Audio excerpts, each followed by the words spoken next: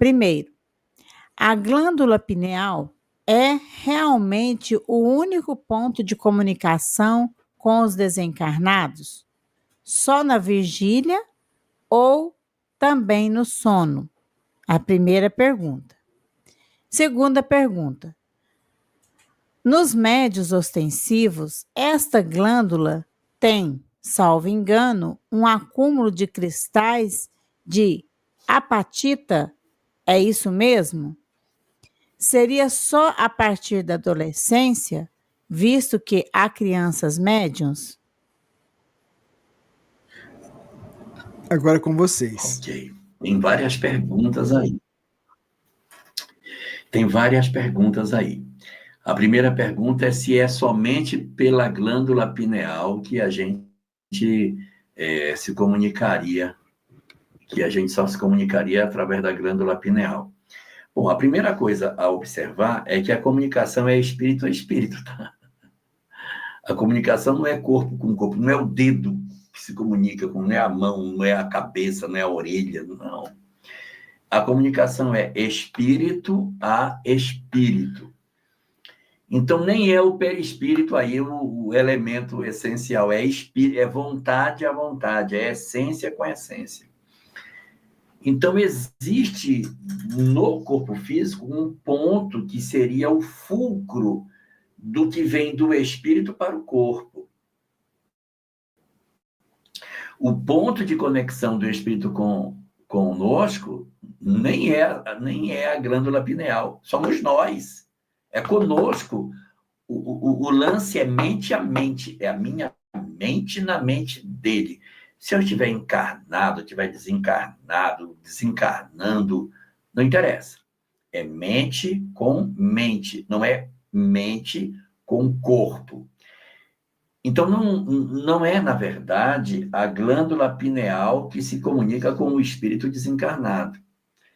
A glândula pineal me pertence, mas o espírito entra, comigo não, porque eu não sou médium ostensivo, na Sâmia. Eu não sou também. Também não é. Também não sou. Bom, em quem for médium ostensivo, o espírito entra em contato com a mente do médium, esteja ele desencarnado ou não. Se ele estiver encarnado, a mente recebe e irradia isso na direção do perispírito. O perispírito que está conectado ao corpo irradia para o corpo. E verdadeiramente no corpo, o ponto de acesso da mente para o corpo está sediado ali naquela parte da glândula pineal, justificando que se diga pela glândula pineal em termos de corpo, mas a conexão é mente a mente. Desencarnou, é mente a mente do mesmo jeito. A gente vai dizer que é na pineal porque é o local onde a gente percebe uma maior intensidade da presença da luminescência do espírito. Mas isso não quer dizer que seja realmente a glândula pineal. O espírito não vem e pula na glândula pineal para se comunicar. Ele entra em sintonia com a mente do médium, que num processo, num processo de hipnose, ele se submete à mente do desencarnado e o corpo reage a essas influências. Essa é a pergunta número 1. Segunda pergunta, se isso acontece apenas na adolescência. Não somente na adolescência. Nós temos, sim, indivíduos que desde a infância mostravam-se médiums. O que a gente costuma dizer, que a gente não pode dizer que é mediunidade, porque durante a primeira infância existe muita percepção espiritual das crianças, que não são necessariamente indicativos de que ela será médium. Por exemplo, uma criança de 2 anos, 3 anos que chora, aponta para e chora, e ele é médium.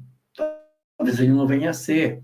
Mas é porque durante a primeira infância existe muito essa percepção do mundo espiritual, sem que necessariamente seja médium.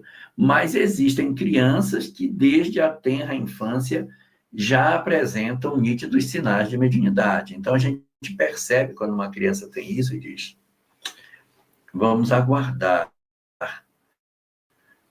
a segunda infância e mais propriamente a adolescência, para a gente ter certeza se ela é médium ou se é apenas um fenômeno de percepção espiritual.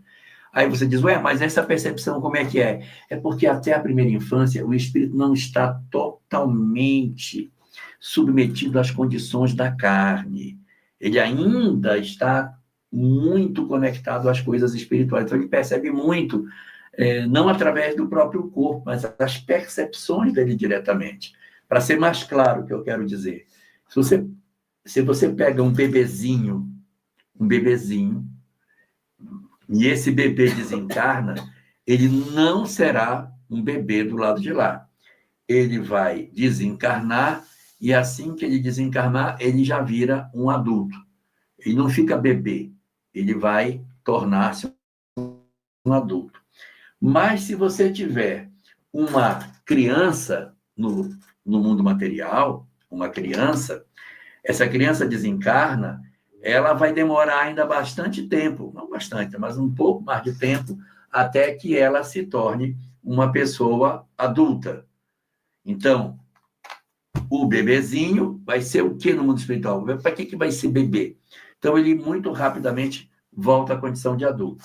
Já a criança, numa segunda infância, num período de adolescência, ela vai ficar mais tempo por conta dos condicionamentos mentais, até que ele volte a ser adulto de novo. Então, da mesma forma, na vida material, a criança na tenra idade, ela tem percepções espirituais sem que seja necessariamente médium. Então, ela percebe porque o espírito ainda não encaixou, o espírito ainda não está domado, tá bom? Dito que por aí dá para ver mais ou menos a ideia.